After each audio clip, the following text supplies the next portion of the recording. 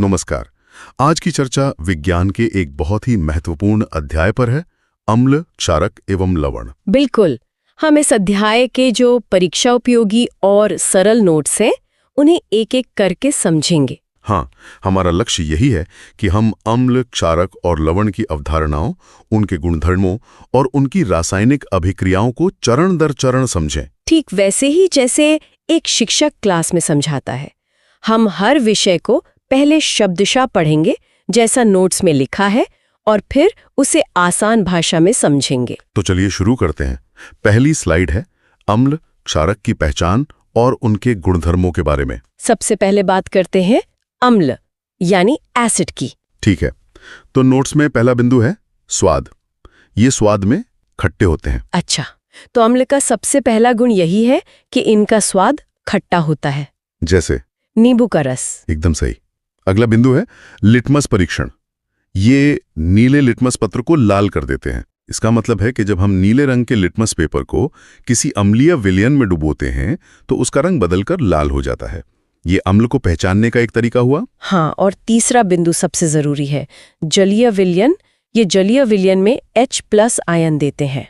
तो मतलब जब भी अम्ल को पानी में घोला जाता है, वो हाइड्रोजन आयन यानी H+ छोड़ते हैं, और यही आयन उनके अम्लीय गुणों के लिए जिम्मेदार हैं। बिल्कुल, यही उनकी असली पहचान है।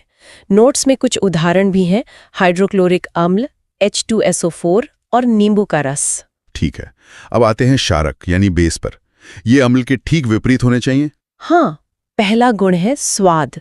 ये स्वाद में कड़वे होते हैं। जैसे नीम या साबुन अगर कभी गलती से मुंह में चला जाए तो स्वाद बहुत कड़वा लगता है। सही है।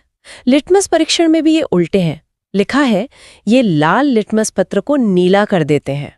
अच्छा, तो अम्ल नीले को लाल करता है और क्षारक लाल को नीला। बिल्कुल। और जलीय विलयन में ये जलीय विलयन में OH- आयन देते हैं। तो जहां अम्ल H+ आयन देता है, वहीं क्षारक हाइड्रोक्साइड आयन यानी OH- छोड़ता है। एकदम सही। उदाहरण के लिए सोडियम हाइड्रोक्साइड NaOH या साबुन। तो फिर इन दोनों की पहचान के लिए हम जिन चीजों का इस्तेमाल करते हैं उन्हें सूचक कहते हैं, है ना? हाँ, सूचक यानी इंडिकेटर्स।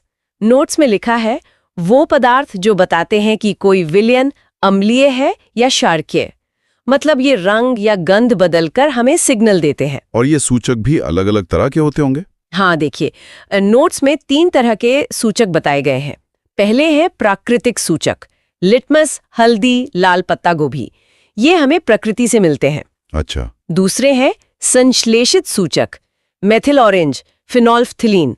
इन्हें हम प्रयोगशाला में बनाते हैं। और तीसरे वाले गंधीय सूचक, ये क्या होते हैं? हाँ, गंधीय सूचक जैसे प्याज, लौंग का तेल। इनकी खास बात यह है कि अम्लीय या क्षारकीय माध्यम में इनकी गंध बदल जाती है। ये तो बहुत दिलचस्प है। वैसे नोट्स में एक क्या आप जानते हैं सेक्शन भी है। हाँ, इसमें लिखा है लिटमस विलयन बैंगनी रंग का रंजक होता है जो लीचेन पौधे से निकाला जाता है। अरे वाह, तो लिटमस का असली रंग बैंगनी होता है। ये एक रोचक तथ्य है कि सबसे आम सूचक एक खास पौधे से मिलता है। बिल्कुल। चलिए अब अगली स्लाइड पर चलते हैं। यहाँ अम्लों की रासायनिक अभिक्रियाओं के बारे में बताया गया है। ठीक है, तो पहली अभिक्रिया है धातु के साथ। नोट्स में इसका एक सामान्य समीकरण है, अम्ल प्लस धातु प्लस लवण प्लस हाइड्रोजन गैस। मतलब जब कोई अम्ल किसी धातु से अभिक्रिया करता है तो नतीजा होता है एक लवण और साथ में हाइड्रोजन गैस निकलती है। हाँ, इसका एक उदाहरण भी है, ZnS plus H2SO4AQ plus ZnSO4AQ plus H2G। तो जब जिंक धातु को सल्फ्यूरिक अम्ल में डालते हैं तो जिंक सल्फेट नाम का लवण बनता है और हाइड्रोजन गैस के बुलबुले निकलते हैं। सही। और इस हाइड्रोजन गैस का परीक्षण कैसे करते हैं? नोट्स में लिखा है जब जलती हुई मोमबत्ती को गैस के पास लाया जाता है तो यह पॉप, फटफट की ध्वनि के साथ जलती है। हाँ, ये स्कूल में बहुत कराया जाता है। यहाँ चित्र में भी दिखाया गया है कि एक परख नली में जिंक और सल्फ्यूरिक अम्ल की अभिक्रिया हो रही है जिससे गैस निकल रही है। बिल्कुल। और जब इस गैस को जलती मोमबत्ती के पास ले जाया जाता है तो पॉप की आवाज आती है जो साबित करती है कि ये गैस हाइड्रोजन ही है। ठीक है, अब दूसरी अभिक्रिया देखते हैं, धातु कार्बोनेट और हाइड्रोजन कार्बोनेट के साथ। इसका समीकरण है अम्ल प्लस धातु carbonate hydrogen carbonate is equal to लवण प्लस CO2 प्लस जल।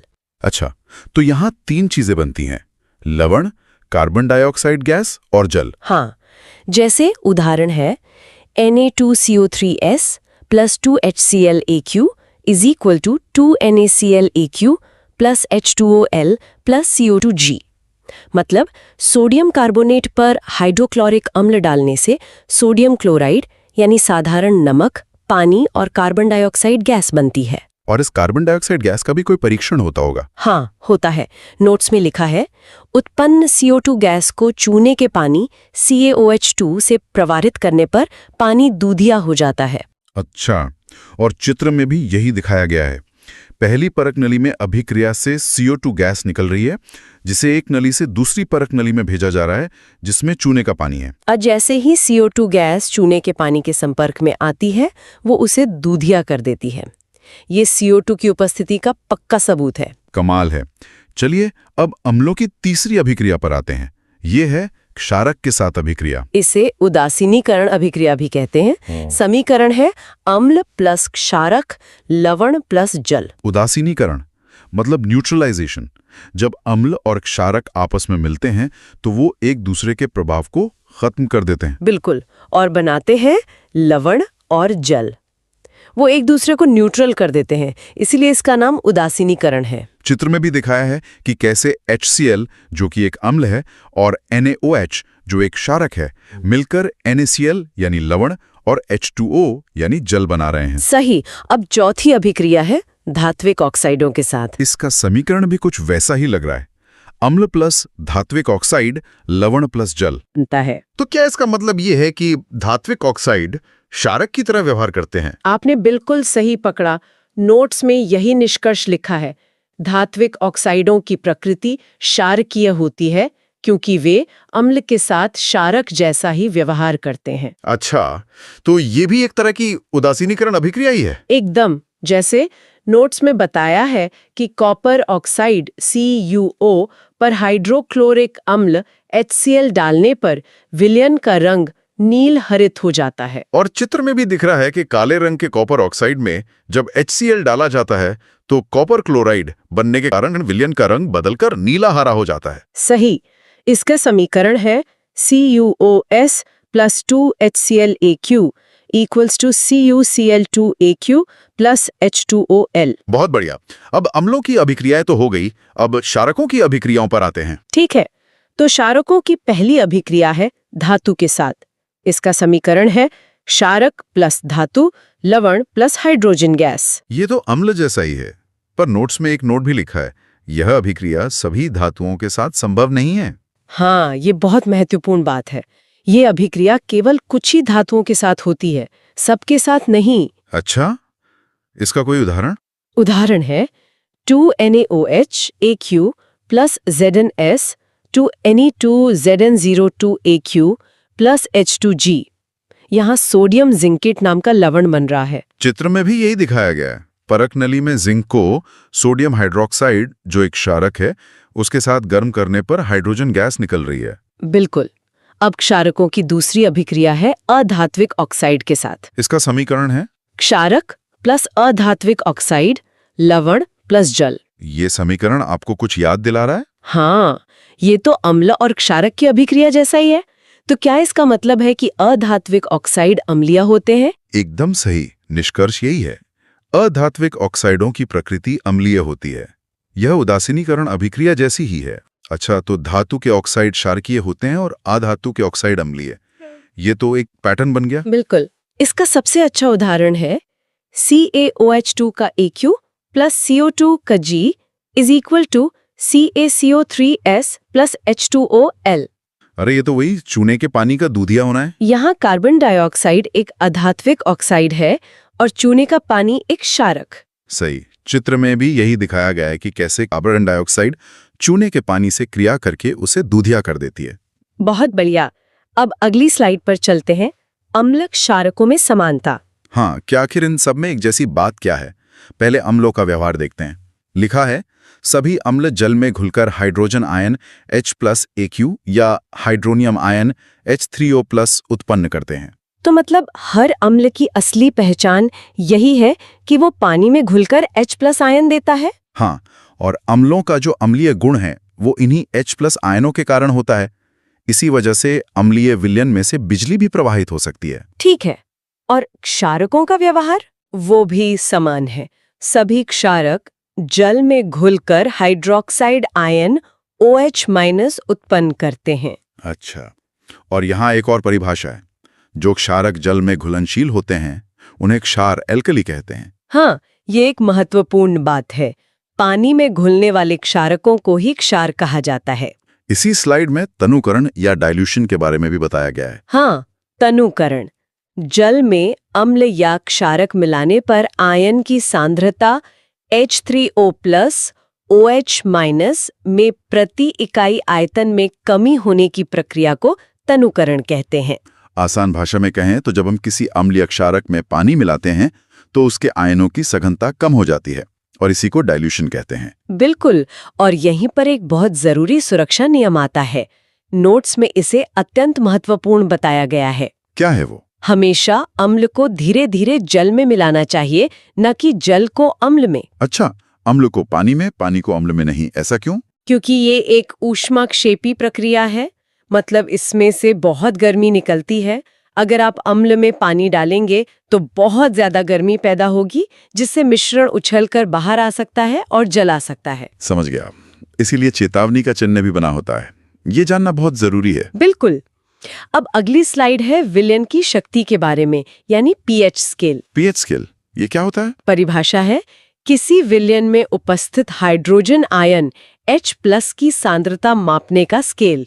यहाँ P का अर्थ है पुसांग्स, जिसका मतलब होता है शक्ति। तो पीएच स्केल हमें बताता है कि कोई विलयन कितना अम्लीय या क्षारकीय है, वो भी H+ आयन की मात्रा को मापकर। हाँ, इसका एक रेंज होता है, 0 अत्यधिक अम्लीयता से 14 अत्यधिक क्षारकीय। चित्र में भी ये स्केल दिखाया गया है। बीच में 7 है जो उदासीन है, 7 से नीचे अम्लीय और 7 से ज्यादा क्षारकीय। बिल्कुल, 0 की तरफ अम्लीयता बढ़ती है, मतलब H+ आयन बढ़ते हैं, और 14 की तरफ क्षारकीयता बढ़ती है, मतलब OH- आयन बढ़ते हैं। तो पीएच मान का मतलब साफ है। पीएच 7 मतलब उदासीन विलयन, पीएच 7 मतलब अम्लीय विलयन और पीएच 7 मतलब क्षारकीय विलयन। एकदम। और इसी आधार पर हम प्रबल और दुर्बल अम्ल में भी फर्क करते हैं। वो कैसे? प्रबल अम्ल स्ट्रॉन्ग एसिड जल में पूरी तरह घुलकर अधिक मात्रा में H+ आयन देते हैं, जैसे HCl या H2SO4। तो ये पानी में पूरी तरह टूट जाते हैं और बहुत सारे H+ आयन बनाते हैं। हाँ, और दुर्बल अम्ल वीक एसिड जल में आंशिक रूप से घुलकर कम मात्रा में H+ आयन देते हैं, जैसे सिरके में मौजूद एसिटिक एसिड CH3COOH। अच्छा, तो ये पानी में पूरी तरह नहीं टूटते और कम H+ आयन बनाते हैं। समझ गया। चलिए, अब देखते हैं कि इस पीएच का हमारे दैनिक जीवन में क्या महत्व है। ये तो बहुत दिलचस्प होगा। पहला बिंदु है मानव शरीर के बारे में। हाँ, हमारा शरीर 7.0 से 7.8 पीएच परास के बीच काम करता है। मतलब हमारा शरीर हल्का सा क्षारकीय होता है। बिल्कुल। दूसरा बिंदु है अम्लीय वर्षा। जब वर्षा के जल का पीएच मान 5.6 से कम हो जाता है तो ये जलीय जीवों के लिए हानिकारक है। तीसरा है हमारा पाचन तंत्र। हमारा पेट हाइड्रोक्लोरिक अम्ल पीएच लगभग 1.2 उत्पन्न करता है। और जब अपच होती है तो हम एंटासिड जैसे दुर्बल क्षारकों का उपयोग करते हैं, ताकि पेट के अतिरिक्त अम्ल को उदासीन किया जा सके। सही है। अगला है दंत क्षय। मुंह का पीएच 5.5 से कम होने पर दांतों का क्षय शुरू हो जाता है और क्षारकीय दंत मंजन इसे रोकने में मदद करता है। करेक्ट। मिट्टी के लिए भी पीएच जरूरी है ना? हाँ, पौधों की अच्छी उपज के लिए मिट्टी का एक विशिष्ट पीएच होना जरूरी होता है। और आत्मरक्षा में मधुमक्खी का डंक मेथनॉइक अम्ल छोड़ता है, जिससे जलन होती है। बेकिंग सोडा जैसे दुर्बल क्षारक लगाने से आराम मिलता है। अच्छा, तो डंक अम्लीय होता है, इसलिए क्षारक लगाने से राहत मिलती है। हाँ, और नेटल पौधे के डंक में भी यही अम्ल होता है। वाह। अब आते हैं इस अध्याय के आखिरी हिस्से पर, लवण परिवार और कैसे साधारण नमक से दूसरे रसायन बनते हैं। बिल्कुल, हमारा साधारण नमक यानी NaCl कई महत्वपूर्ण रसायनों को बनाने के लिए एक कच्चा माल है। सबसे पहला रसायन है सोडियम हाइड्रोक्साइड। NaOH। इसका निर्माण क्लोर क्षार प्रक्रिया द्वारा होता है।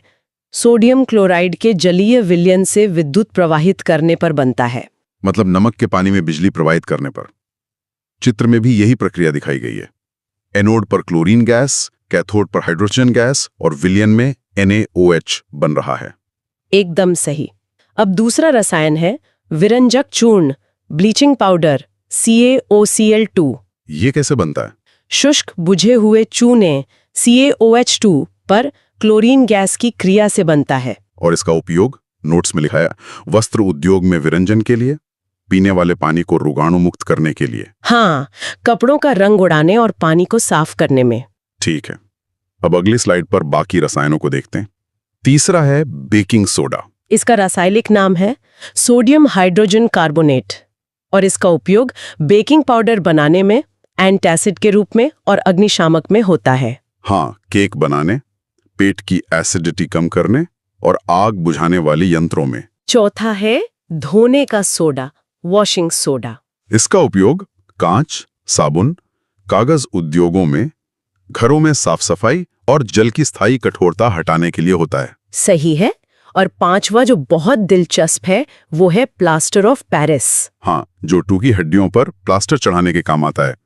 ये बनता कैसे है? जिप्सम कैल्शियम सल्फेट .2H2O को 373 K पर गर्म करने पर बनता है और इसका गुण ये है कि जल मिलाने पर ये पुनः कठोर जिप्सम बन जाता है। अच्छा, तो इसी गुण के कारण इसका उपयोग टूटी हड्डियों को स्थिर रखने और खिलौने बनाने में होता है। बिल्कुल, और ये सब एक आखिरी अवधारणा से जुड़ा है, क्रिस्टलन का जल। क्रिस्टलन का जल ये क्या है? लवण के एक सूत्र इकाई में जल के निश्चित अणुओं की संख्या, मतलब कुछ लवणों के क्रिस्टल में पानी के अणु भी जुड़े होते हैं। अच्छा, जैसे उदाहरण है CuSO4.5H2O जिसका रंग नीला होता है। हाँ, कॉपर सल्फेट के क्रिस्टल में 5 अणु होते हैं और उसी वजह से उसका रंग नीला होता है। तो आज हमने अम्ल, क्षारक और लवण के बारे में बहुत विस्तार से जाना।